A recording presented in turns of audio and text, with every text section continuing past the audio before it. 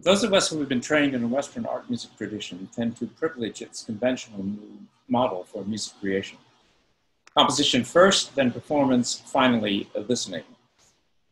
But at the same time, we try to remember that that applies to only a very tiny proportion of the music that has been made by humankind over the years.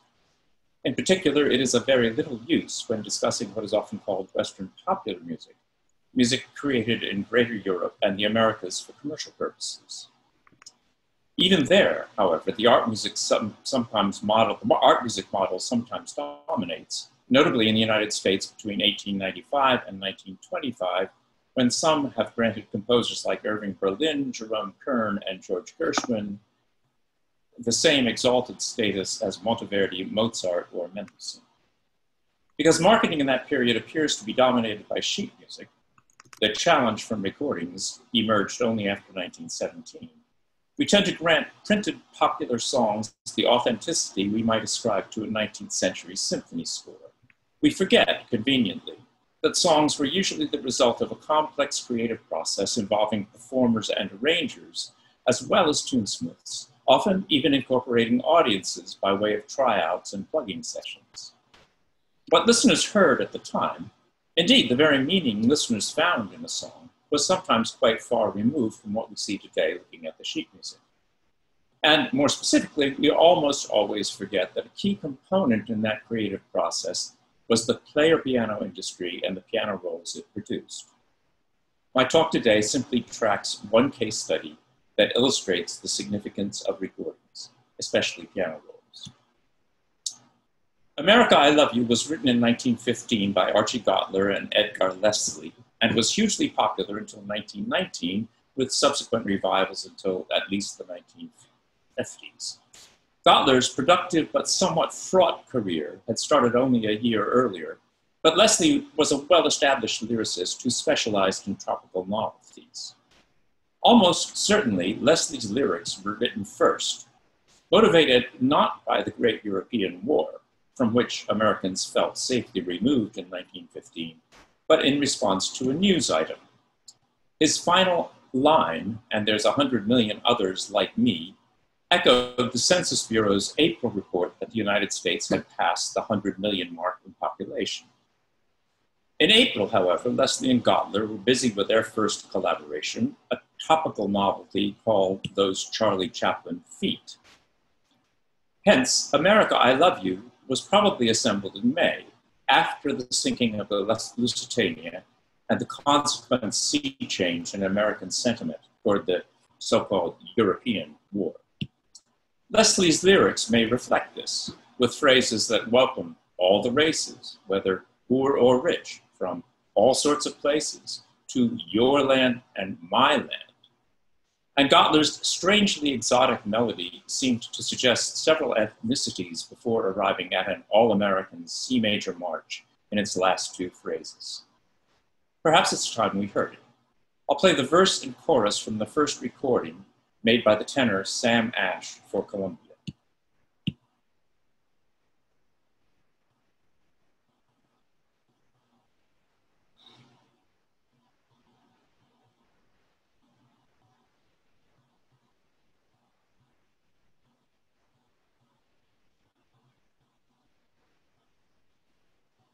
Bill, I think you need to. The audio is not playing. I think you need to remove if you remove your headphones. Ah. Mm-hmm. Yes. Thank you.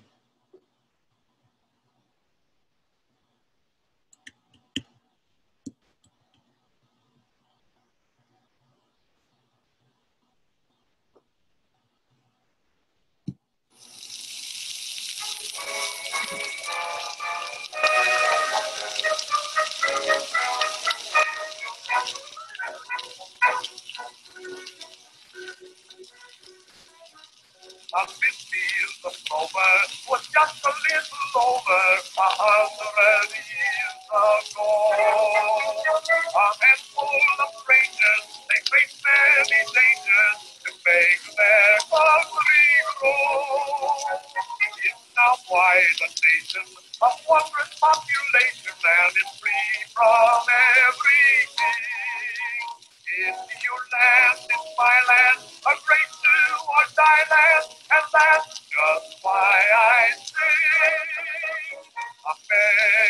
America, I love you.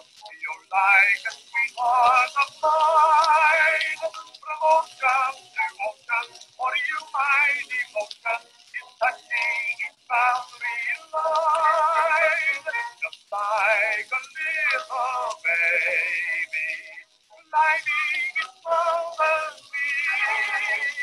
America, I love you, and there's 100 million others like me.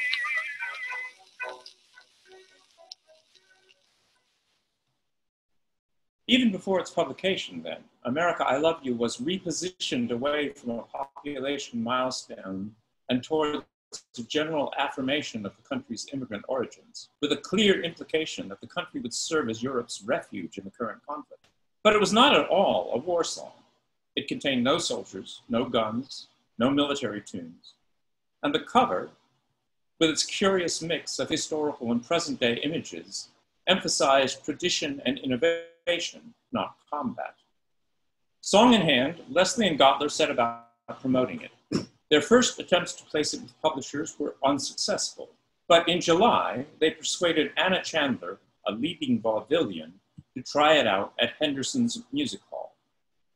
Probably on the strength of Chandler's success, and possibly with her help, they then accomplished a remarkable coup.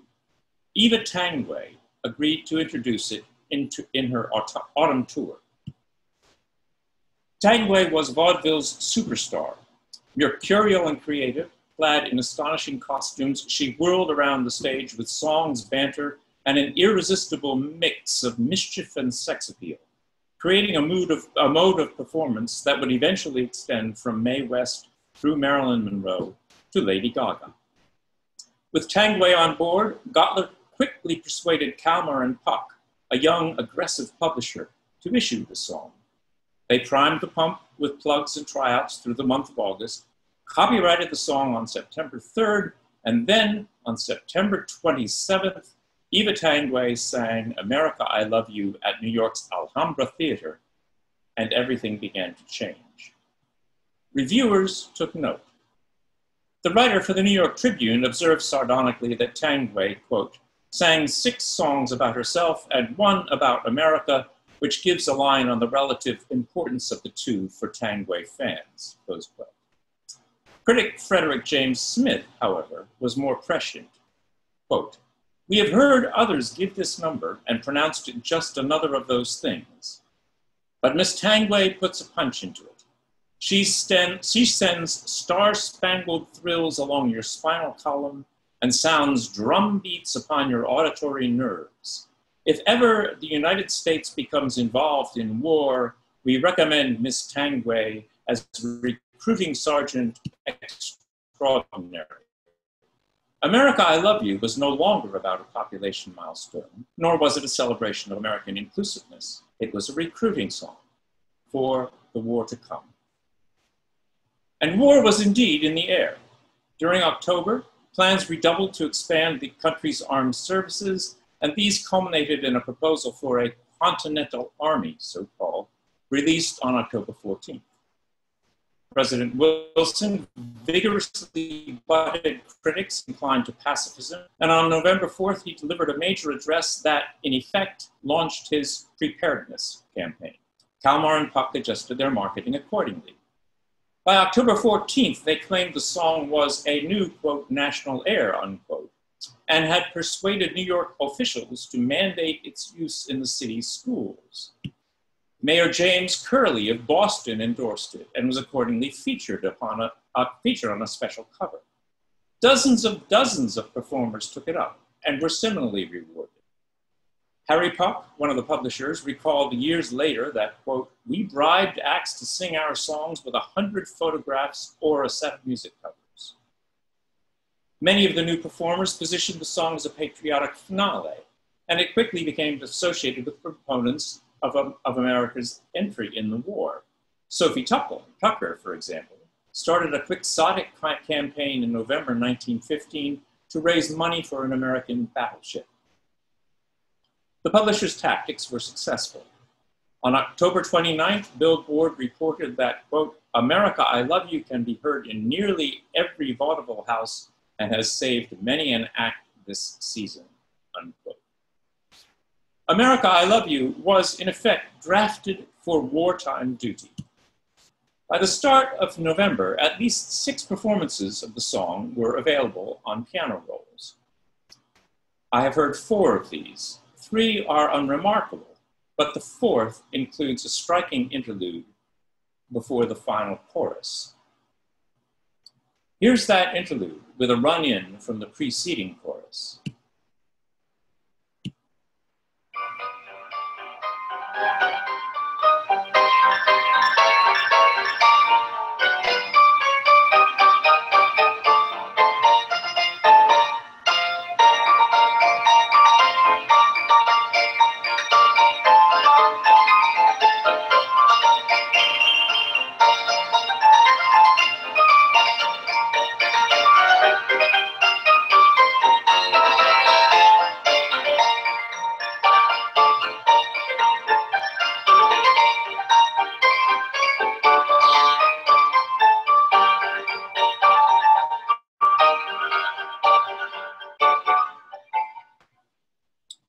It's likely that the Connorized piano roll was the product of Robert Recker, a prolific New York arranger and orchestra leader. Recker is credited with an arrangement for band that Kalmar and Puck issued sometime before the end of the year, and that arrangement contains exactly the interlude that appears on the October piano roll. In any case, the interpolation of patriotic tunes quickly became standard practice. By December, at least 4 more piano rolls have been issued.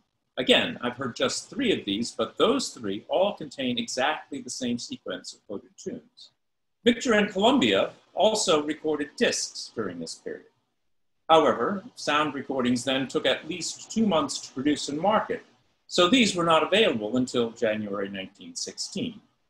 Piano rolls, on the other hand, could be brought to market in less than 2 weeks. Hence, consumers had 2 months to experience America, I Love You as piano rolls before they could even access sound recordings. But it is nonetheless noteworthy that both the Columbia and Victor recordings included patriotic interpolations. The Sam Ash recording, part of which you just heard, has a sting in the tail, albeit a relatively mild one. The instrumental postlude includes a snippet from America, known elsewhere as God Save the King.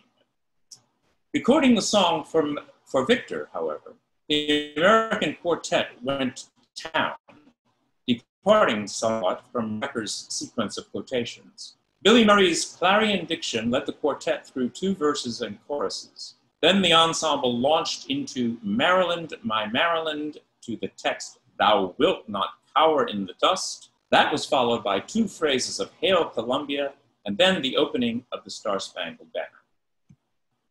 To give them protection by popular election, a set of laws they chose. They're your laws and my laws, for your cause and my cause. That's why this country rolls. America, I love you. You're like a sweetheart of mine. From ocean to ocean, for you my devotion is touching its boundary line. Just like a little baby, my relief follows me. America, I love you. And there's 100 million others like me. Oh, with the power in the dark, every land, like every land. Hail from your happy land, taking care of everyone and oh, say, can you see? First of all, our land must be America, I love you. And there's 100 million others like me.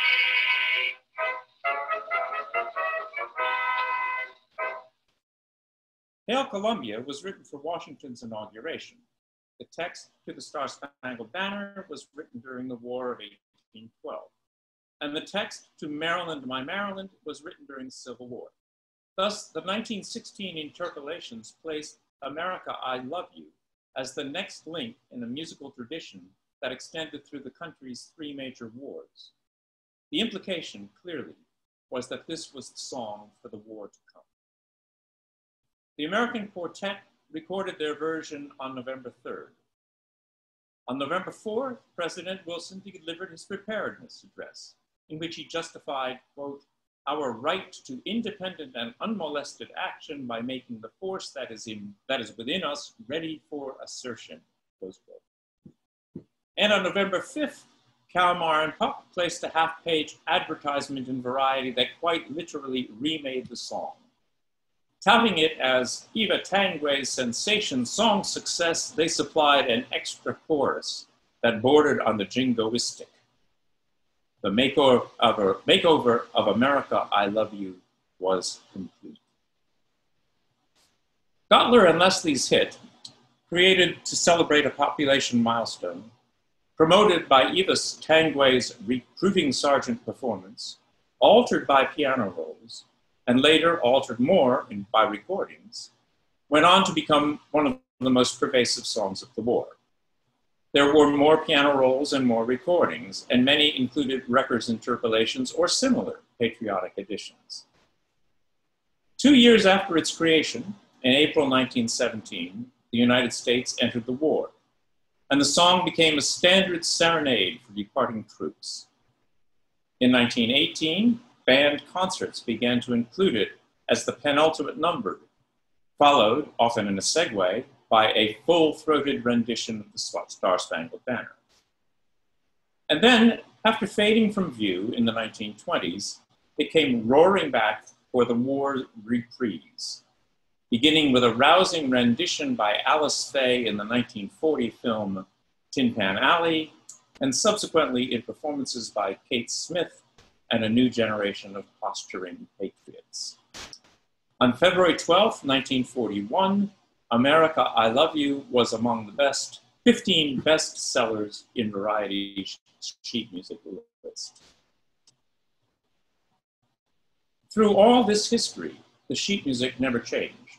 Certainly, Kalmar and Puck issued dozens of different covers featuring different performers, but the music inside remained the same. The song was not remade by tunesmiths or publishers. It was remade by vaudeville and recording artists, and, above all, by the makers and players of piano rolls. America, I Love You was by no means unique. The interplay between sheet music, performers, piano rolls, and recordings was at its most intense during the period 1912 to 1919, before acoustic recordings began to dominate popular perceptions. The forgotten partners in that intricate dance are, far too often, the makers of piano rolls. I hope that today I have rectified the balance just slightly. Thank you.